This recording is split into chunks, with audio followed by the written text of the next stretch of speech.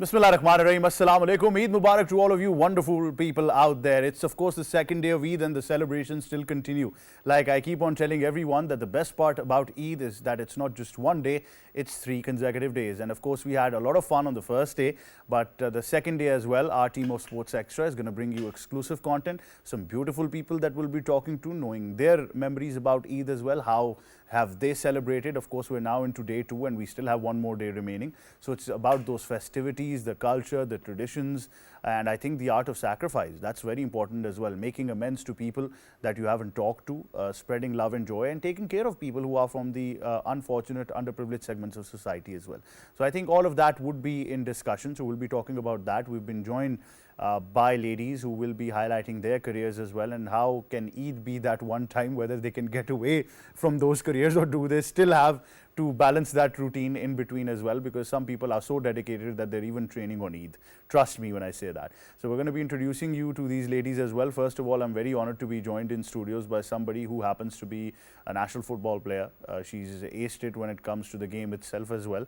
And of course, she's not new to Sports Extra, is she? So we're going to be talking about Eid, her career as well. Very honored to be joined by Miss Iman Fayaz. Assalamu alaikum, Eid Mubarak. How are you? Assalamu alaikum. Great to have you on the show.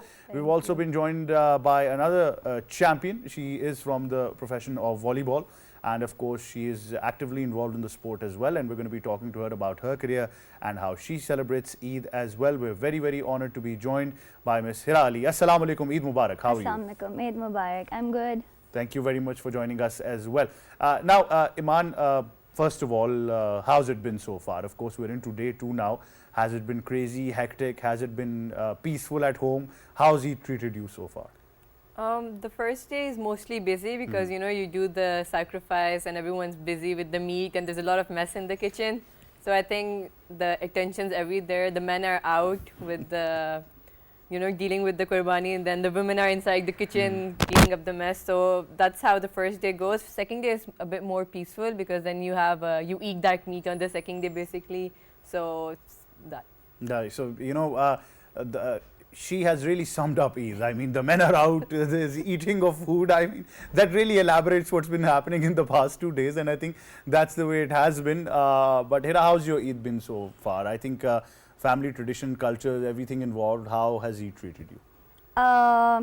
Same as Iman said, it was just the sacrifice and then people coming in, greeting and meeting and all. All of that. All the festivities continue. So are they limited to just the first day, or is it the 3 days of No, complete it is the celebration? 3 days. That's wonderful. I think if you're having these festivities for 3 days, it's wonderful. And you can balance it as well. You know, your family, your social friends, your work family, everything can come in between as well. But it's interesting how we're able to balance these routines as well. So career, Iman, is something that's become a bit of a cliche, I'm sure. But how's the trajectory and how do you balance it when it comes to Eid as well? I think on Eid we get a bit of a rest days, but that doesn't mean we're totally off. We try to train at home, you know, either we're working out at home or, you know, just go for a run or something, but you don't just stop yourself because then you've got stamina issues and, you know, it's really hard to get back on track. So even if you've got the rest of training, that doesn't mean you're totally, you know, at home doing nothing. So it's just you need to keep on going. You need to keep your body in motion all the time. So yeah, So you won't let yourself go these 3 no, days. it's not like a complete bed rest day at all. Like, yeah. So you know, like I said, some people are so professional that even Eid is work for them as well. I mean, look at us, we're here anyway. So I think, but we were too lazy to call this a workout, but we intend to do as well. But Hira, is it the same with you as well as far as your career is concerned? Yeah, it is the same. Like working out after everything is wind up at mostly at the night time. I go out and go to the street, play with friends, and then get back home. So how do you balance that routine? Because you know, most of the time our families are a bit frustrated that we don't tend to, you know, stay indoors or leave our careers, but we still tend to focus on it. How do you balance that? Actually, when it comes to family, my family is supportive.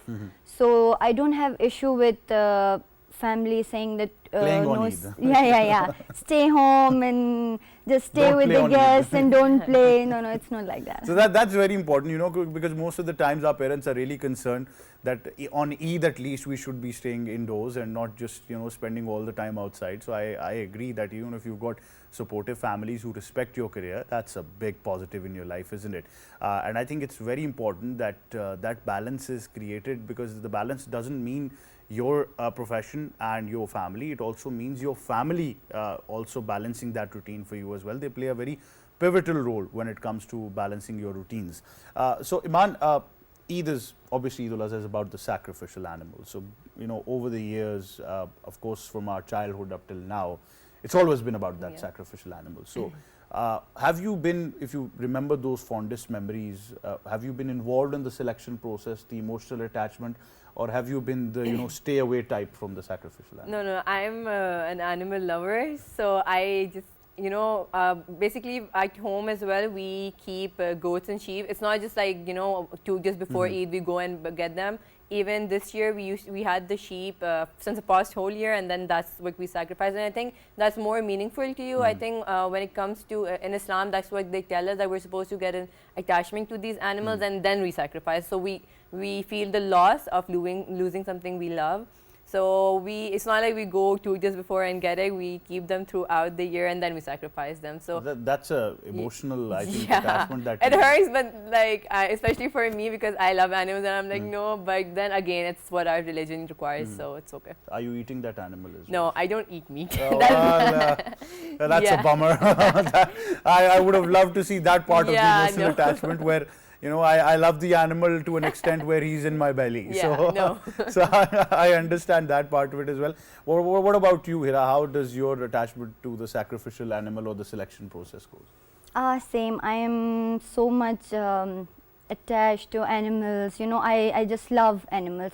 So it's hard when they tell me that it's the day and they are going to take it out for this sacrifice, and I'm like, no, please don't take them. But as Iman told, that it's our religion and it's part that we have to sacrifice the thing that are close to our heart. So basically. I mean, the good thing is we do take it out, but we bring it back as well. Obviously in another form, but we're still bringing back the animal. But that hurts more. But are you also the one that stays away from the meat type? Or No. Thank God. Well, praise the heavens. I mean, somebody is really, you know, living up to the expectations of consuming meat as well. But Iman, Eid has obviously evolved over the years. You know, people are getting more involved with their careers, long distance, families, you know, everything. So how have you seen the evolution of Eid, and what do you miss the most about it from your childhood? Yes, it's changed a lot actually. Now you don't get the feeling quite, because back then it used to be, you know, everyone used to be super exciting, and I think we were kids too, so we had a lot of free time and energy. So on Eid we used to just, you know, gather up and we used to be going to places, and we used to be still expecting Eid. I don't know why, even though it's, you know, in this Eid is not supposed to be. But now it's like we've grown up, and basically I think with time the excitement has gone and people have gone busy in their lives. You know, everyone's busy with their own families and there's not a lot of gathering, so that's missed for sure. Is your family still the type that tends to live up to those traditions? Yeah, we do. We try to have these family dinners at least on Eid, so we all gather around, so that's something we do live up to. There are always families that, you know, keep those traditions alive, and I think they really deserve the salute, because they're the ones who are keeping those cultures you know, alive and making sure that the next generation is acquainted with that art of, you know, meeting families. You know, you used to love those huge family gatherings, but like I said, that they become limited because of the fact that people are now more involved in their careers, long distance, and obviously times have changed as well. So Hira, what about you? If you remember your younger years and then up till now, how have you seen the evolution of Eid? Eid away from home is a little bit hard for me, because I belong to Chitral, and Eid there is very exciting. People come, meet, they have you know, gatherings going on. So in childhood we used to go out with friends and play, and relatives would come in, and you know, we would have gathering and then some fun activities and all. But now away from home celebrating Eid, it's kind of very much changed as compared to the Eid that I had once in childhood. Right, so like I keep on narrating that everything is fun in Chitral and up north. So why it shouldn't be? I think we'll talk about that aspect as well. But I think Eid is so special because all of us have different memories and different cultures that come to life when it comes to these festivities as well. And obviously, like I said, that we're into day 2 now. We get to celebrate it for 3 days as well, and we're also going to be talking to some more people as well who will be highlighting their part of Eid as well, how their family traditions come to life when it comes to the festivities of Eid al-Azha. So we're very honored to be joined in studios by Dr. Mohsina Zafar. Assalamu alaikum. How are you, ma'am? Walaikum assalam. I'm fine. How are you? I'm very well. Eid Mubarak to you. Hi, Mubarak. Eid So Mubarak. we're into day 2 now. How's it been? Has it been busy? Has it been huge family gatherings? How's Eid treated you so? As always, Eid treating me very well, and Alhamdulillah, I have a very big family. So day 2 is most probably the busiest one for me, actually. So family gatherings, and it's an Eid al-Azha, by the way. So Yes. Qurbani and all that. So yeah. So interesting part of it, are you the type that has been involved with the sacrificial animal? Because there, we tend to have some people in the family who tend to stay away from that part. So are you the one who's actively involved in the selection process, the emotional attachment, and the most important part, consumption of the sacrificial animal? No. Actually, it's all about like male point of view. Whenever we have like in every Eid al-Azha, our male family members basically they choose the animal for the sacrifice, and they just don't let us know that we are just we are choosing the animal. Whenever the animal came in our house, then we see that okay, this is the animal when we have to sacrifice this one. So yeah. So are you scared of that animal or No. not at all? No, not really. And the consumption of meat is fine. Yeah. That's good. Finally, somebody who would like to promote that idea. But I understand. I think in our culture, yes. Actually, we have animals in our farmhouse actually. So I am not scared of any animal, by the way. So actually, I love horses and I love cows. We have in our farmhouse too. So that's why I'm literally not scared of any animal. So right that's good. I think, and I think a lot of bravery comes into perspective when people who already own a farmhouse have gotten animals that they can relate to. But that is the interesting part of it as well. But Iman, the beautiful part of being involved in active sports is that your teammates are also your family. You tend to spend most of the time with them. So how is that a special occasion when it comes to Eid al-Azha as well? It's actually very special because last year, when Eid al-Azha was happening, I was in Karachi with my teammates because we had our camp and we could not come back. And it was actually amazing because we all were away from our homes and we were missing our family so much. But at the same time, there was like a certain level of comfort. We had each other and we just went out, we had food, and they're actually like a family to me. So I don't feel that even when I'm away from home, we're so close that it's really nice. So is it all fun and games, with that sports family, or is that always, sometimes things do get serious when it comes to the game itself? Well, actually, when it comes to the game, it's very competitive. We all know that we're there and we have to, at the end of the day, we're there for the sport, right? So we have to show our best. And we're very encouraging of each other. And we try, that if one of us is, for example, injured or is not performing well, we guide them. We try not to, be a big negative about it. But obviously, when you're living in such a big group, there are some misunderstandings. But I feel like we've gotten used to it. But interesting factor is, and I think our viewers would agree that in the past 2 years, there's been a lot of limelight for our women's football team. Yes, a lot. I think that's great, isn't it? Yeah.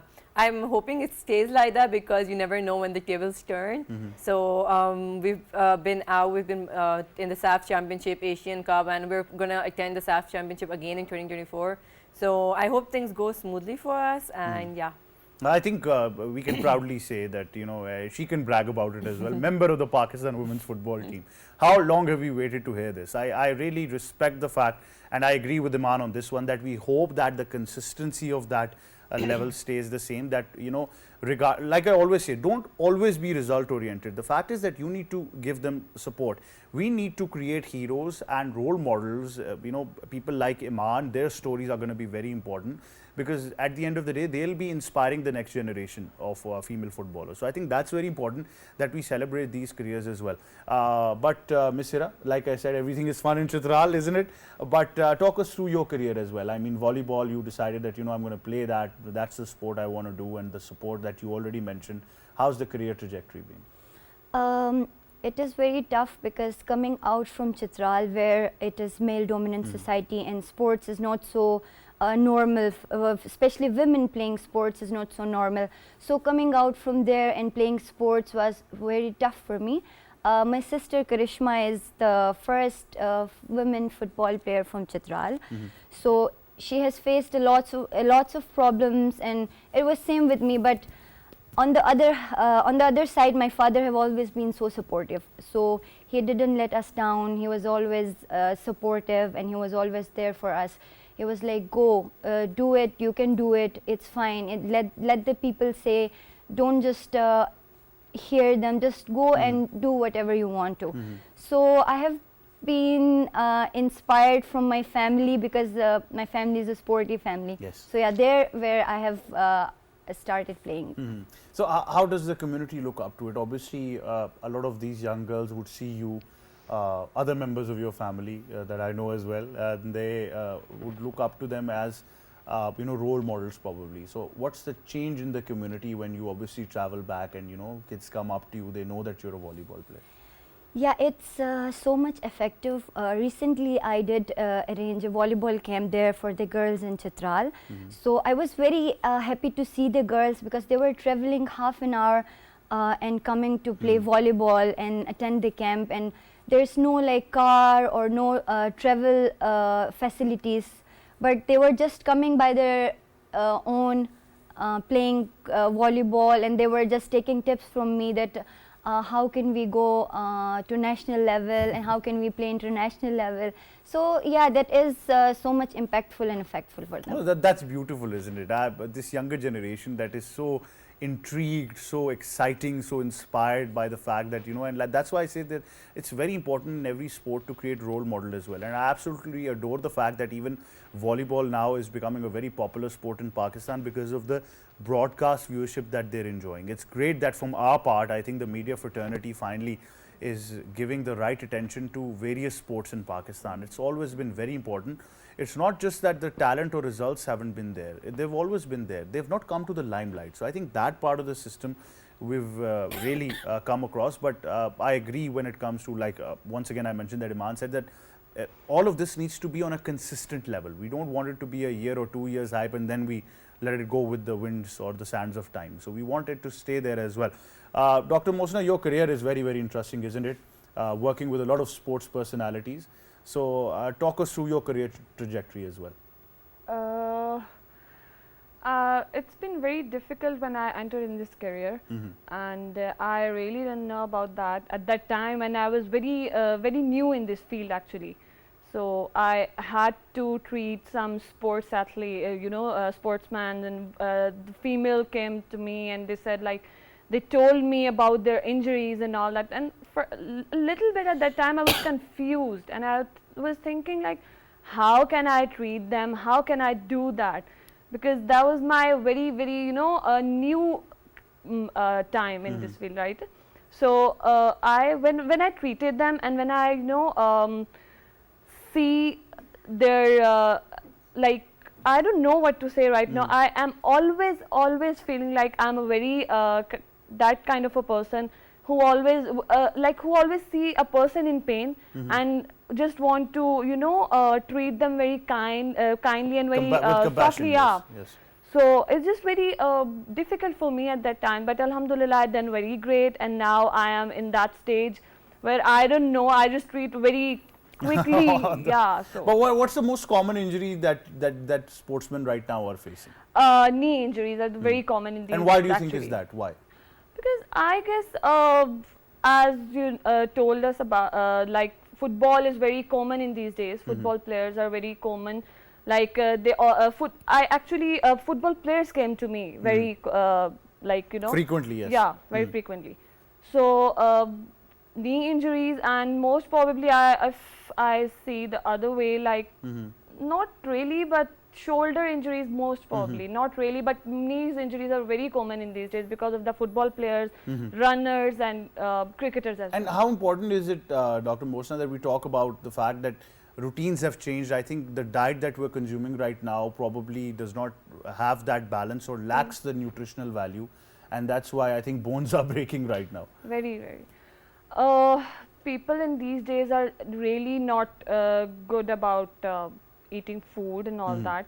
They don't know how to eat healthy. They don't know how to eat well, and they don't know who they are actually. If a sportsman eating food, he must know what he's eating. You know. Know your He mu- body, yes. Yeah, he must know what he's eating and what he wants to eat, what his body needs, right? So nutritional facts are very important, because if we are not eating healthy, our body is not performing in a good way. Yeah, absolutely. I agree with that one. I think right now it's very messed up. A lot of our athletes right now, or people involved in active sports, usually think that it's all about hitting the gym, when it's not. And I think the balance of the diet is something that they're lacking. They either go for a heavy protein or a calorie deficit, something which really I think destroys that balance. So you need to create a very balanced lifestyle. And trust me, I've talked to so many nutritionists, sports psychologists. We talk to so many people who once again tell us that that balance is something that needs to be promoted, that we need to be educated about that balance. Unfortunately, what we do is that we'll probably see an Instagram story of a sports athlete living in a different part of the world.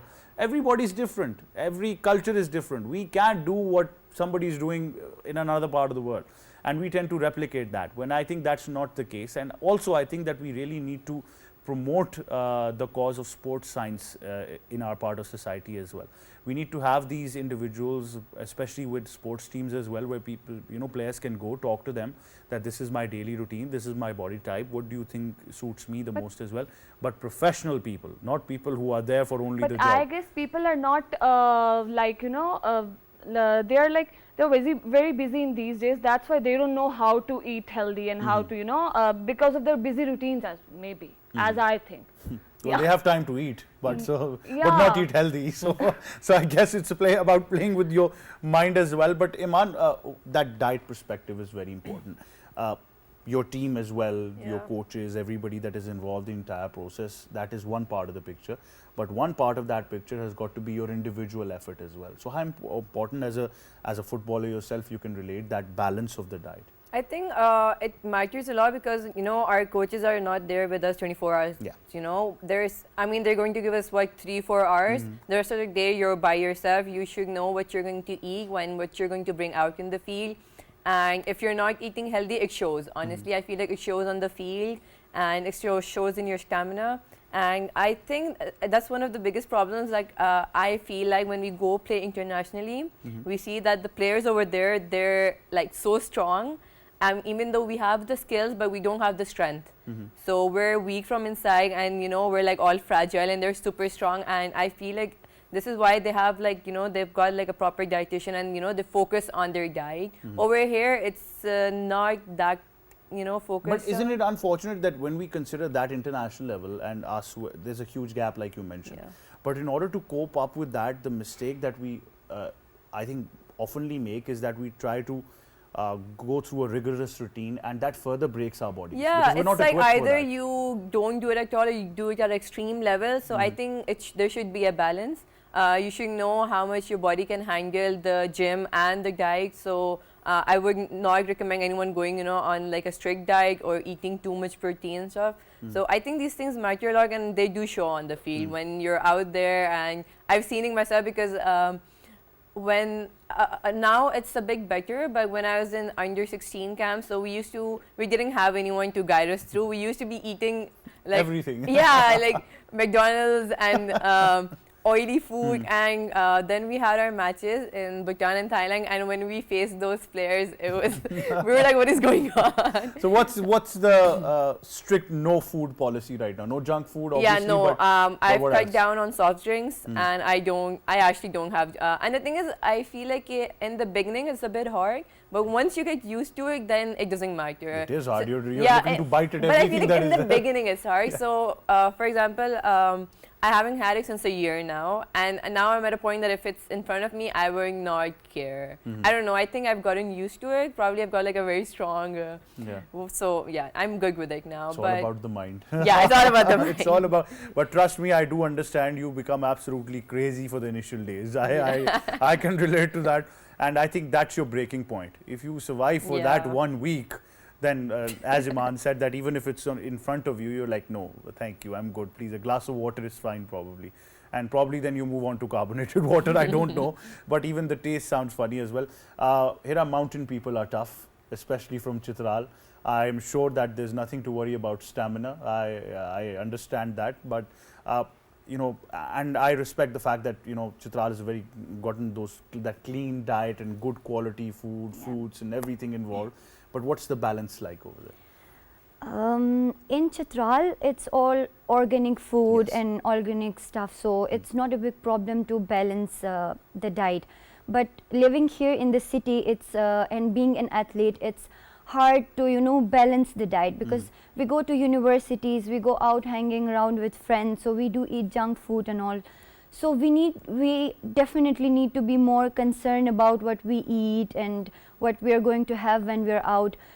So it's a bit hard to balance that diet, but yeah, working on it, definitely. So I mean, whenever you're going home, that's like therapy, isn't it? You're back Yeah, to it that is. organic food. It is therapy, because going back to home and having all the organic food, fruits and all, and then pure water, we have no, you know, no stress about anything at all. Yeah, it's all. But I think what we need to do is every now and then have every particular sports a camp in Chitral. Yeah. that could really do wonders for their diet and their routine as well. I'll be honest, even the air you breathe is therapy over there. Right? It So I is, think it that is. that's the most beautiful part of Pakistan, the diversity we celebrate. But obviously, when you've got that clean air, you know, away from the hustle and bustle of this concrete jungles that we live in, organic food, everything that is there for offer, even the water that you're drinking, absolutely magical. I think that really helps a lot as well. Mohsina, Eid is a very special time, isn't it? Like, you know, so those family gatherings and everything is beautiful. But some part of that culture is now fading away, unfortunately, because people are so busy. There's long distance as well. And like I highlighted initially, that there is always that one family that tries to keep the tradition alive. Since you mentioned that you've got a very extended family, how are those traditions and cultures? On a serious note, in these days, everyone is busy and they don't know about culture, as I think. But Alhamdulillah, my family is a very big family, and they always tell us about culture and the relationship with other people as well. And my uncle is always like, you have to know who is the person and what's the link between you and him. So and like cultural values are very important for me too, because when my Baba was alive, I still remember he he used to take her to the henna artist as well, and the you know, the little bit Eid rituals and all that. So Alhamdulillah, in this matter, my family is very, very, you know, perfect on that. Yeah, So and they're the still cultural keeping values. those traditions. I really adore the fact. Because I Yes. have a Desi family. Even though we are educated people, mashallah, and we are modern as well, but still a Desi fact is always there. Yeah. So But it's good that you're you know, you're still keeping the tradition of alive of knowing everyone. Unfortunately, these days kids would go around meeting people and won't even know who they are. So I Yeah. think that's something that's not there. even though my colleagues are always like, every patient is your family member. Really? So yeah, it is what it is. Yeah. Well, that's a business secret you're letting out. You know, Well. treating everybody in your family. No, it's not like that, but still some of people who are like, you know, Cameron Hospital, they said, I want to meet Dr. Mohsina. I want to, and everyone is like, is he really your cousin? Is he really your family member? And it is what it is. I think she's keeping the hospital alive at least. So the numbers chart Well, really that's speak a for true point. Yeah. yeah, that's a so the true fact. numbers chart speak for themselves as well. But obviously, I think it's all part of that tradition as well. But obviously, we've got people who are long distance now, families are apart, city to city traveling is also something. People often tend to, most of the people often tend to sleep in on Eid, which I think is just takes away that culture and that tradition of Eid as well. And although some people might not like it, Iman, I think it's a very imperative part of our culture is about meeting, greeting and family gatherings. So whether you like it or not, you need to go through that process. I think, like she said, you know, it's about how your parents guide you through. So it's the same with my family. My parents, they really appreciate it if I'm, you know, looking up to my relatives, if I'm going there, meeting them. And if there are like any weddings or funerals, they would like to take me along. They would like to, you know, meet people and get to know them better. And I think these things matter because, you know, you never know when you need someone, you need to be there for someone, and I think it's really important to have family. So your family traditions, traditional gatherings, especially on Eid, is it you know, about normal talk, or is it do the family members tend to focus particularly on your career? Because obviously that happens. If you're part of one career, then the entire family on Eid will sit you down and talk about your career. Well, I think they've gotten a bit used to it, but I think one thing that actually the men in our family talk about is the politics. It's just, I don't know, it starts, someone triggers. It's a general topic, yeah. Yeah, it starts as a small topic and then it ends up in a fight. Yeah, so the difference of opinion. So we all try to avoid it because, you know, everyone's got differing views, Imran Khan, then yeah, obviously I understand political personalities play a role there as well. But I think Iman on that note can obviously be the referee. Red card, red card. Just kick them out. Do whatever you can. Hira, is it with you as well? Is your career the point of focus in family gatherings, or is there much more to talk about?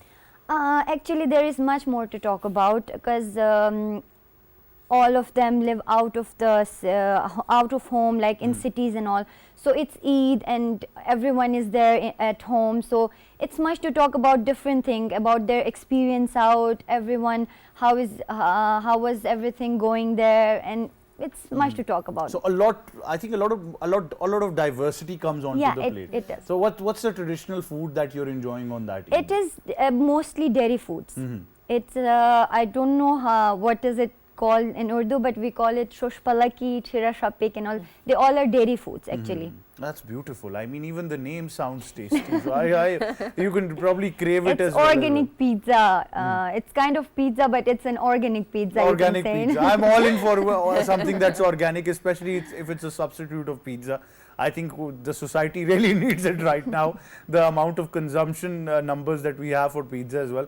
But I like the fact, and is that a request from you know, your teammates as well? Obviously, you are not from Chitral. Do they actually want to try that traditional food? Actually, lots of my teammates are from northern area, so mostly, yes. Yeah, so they have that traditional food too.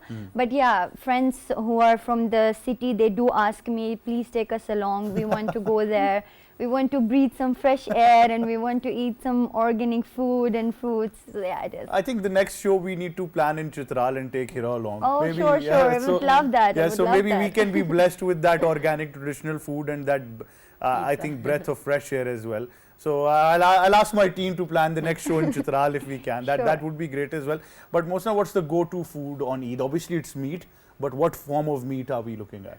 I always like a salty meat. Like in Urdu, we say namkeen gosht. Yes. Yeah.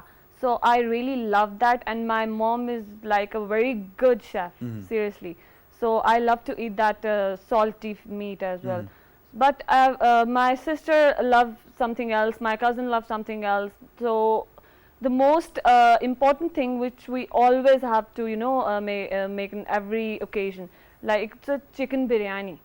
Even on Eid? Yes, chicken biryani is the most. It's a criminal offense, you know. Yeah, you can say that. Chicken biryani is the most important part of our family. You can say that. What? Oh, Yeah. It's a criminal offense on Eid. It's for people Eid like al-Adha. me who don't But eat. still, actually, it's my baba's favorite dish, actually. So you're keeping that tradition alive. Yeah. So Yeah, I understand. yeah, but the salty meat is like, I don't know. I'm just die for that. But thing. Yeah. did somebody ever introduce you to the fact that there's a meat biryani as well? Oh, In life? sort of, but yeah, but the chicken biryani is the most important thing. Yeah, the most important thing. Trust me, goats and cows are going to be offended. Maybe, Chicken biryani on maybe. Eid.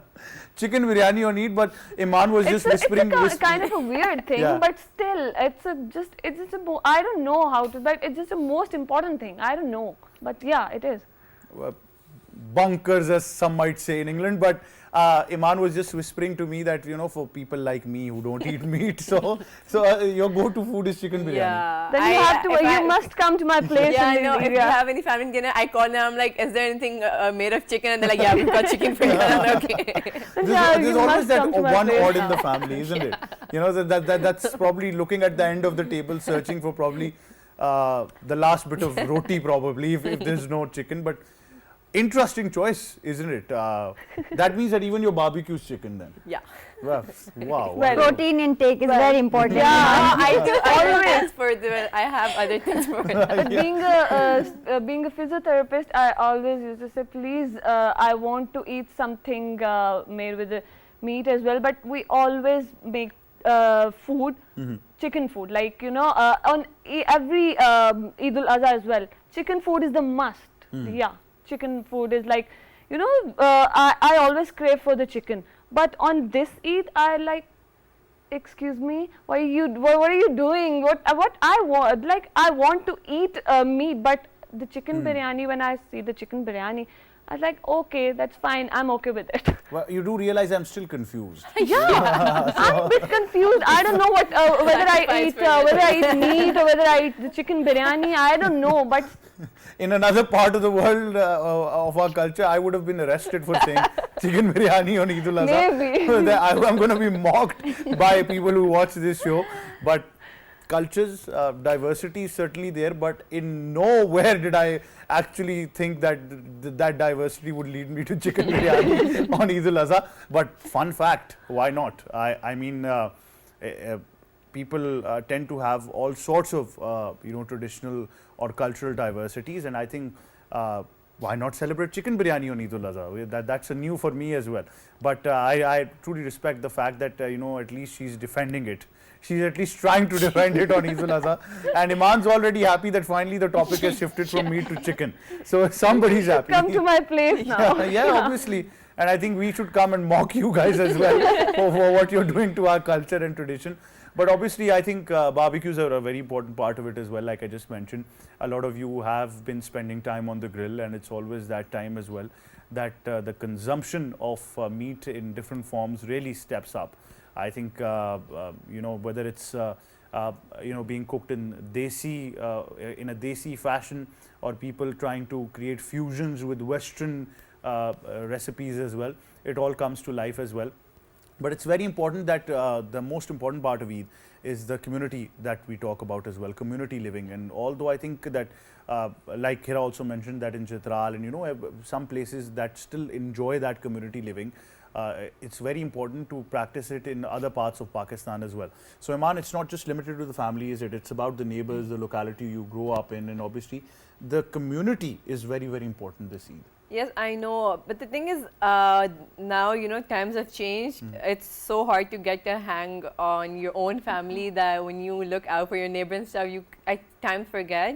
I mean, for example, me as well, I would not be as, you know, considerate about my I mean, I do talk to them occasionally, but it's just, you know, it's gotten so busy now that it's so hard to, you know, keep everyone together. So you try to pick out the close ones and spend time with them. But I think our elders, they play a very big role in them. They are the ones who, you know, they remember where they've come from, the roots. And for example, my mom now, I know that she's going to wake up, she's going to go meet the neighbors, she's going to call all her relatives. So I think we lack in these aspects a bit, but I hope one day we get to it. Well, I adore the fact that, you know, if she still talks to them. Sometimes you meet someone and you're like, do I know you? And they're like, I've been your neighbor for 20 years. God knows what's been happening. But I agree. I think we've been so caught up in this fast-paced life that we're living in that it's very hard to keep track. But I think festivity gives us that time of the year when we can actually relate to that as well. But obviously, I think some communities are blessed, as in Chitral, Hira, Yeah. that everybody knows each other and that community bond is really strong. So I do appreciate that. But especially on Eid, Hira, what's your message to the community out there? They give me message actually. I can't give them message, but yeah, live peacefully, do what you have always been doing, come together and enjoy Eid, spread peace, spread love. Spread love and spread peace. That's a beautiful message as well. Dr. Mosna, what's your message to the community out there this Eid ul-Adha? Please eat healthy, live healthy, and enjoy your life as much as you can. Eat healthy, chicken biryani. That's what eating now healthy you're is. pulling my leg even, huh? No, you're pulling chicken legs out of biryanis. I'm not pulling anything. You know, I mean, you've got the chicken legs. We're counting on the meat, but a beautiful message indeed as well. I think it's all about, celebrating responsibly. That's very, very important as well. Iman, what's your message out there to the entire community and countless of football fans out there as well? I want everyone to live happily, and I think on Eid especially we should look out for the poor, you know, for the underprivileged, and we should try to give them the meat also so they get to, experience what it feels like to have like a, normal day. And yeah, I just everyone to be happy, that's all. Sir, that's a beautiful message as well. I think Eid is all about spreading love and joy, and that guide of distribution of that sacrificial meat is something that if we religiously follow, I think we'll get to know, because obviously some of us are very blessed to enjoy it throughout the year, but some families are unfortunately from segments of society that this is the time of that year when they actually look up to that. So spread it as much as you can. But Iman, Hira and Dr. Mosna, thank you very much for joining us, Thank ladies. you so much Eid for Mubarak having to us. you and your beautiful families as well. It was great celebrating Eid with you as well. Well, I think the message is loud and clear that you need to spread love and peace and care for your community as well, care for the underprivileged segments of society, because at the end of the day, Eid teaches us sacrifice, not only of our animal or the emotional attachment we have to it, but I think sacrifice of our egos as well. That's very, very important, that just be humble in life, just spread smiles, I think those little words really matter when you step out of your home, starting from your family to the workplace that you occupy, to your colleagues. Everything really creates a difference. And I think all of us do have that ability to change societies around us and build a shared community, not only for us, but our future generations as well. That's all we have time for. Of course, you still have one more day to celebrate Eid, don't you? We're going to keep on bringing you this exclusive content as well. From me, my beautiful guests that I've got in studios, and from all of us, once again, it's Eid Mubarak to you and your lovely family.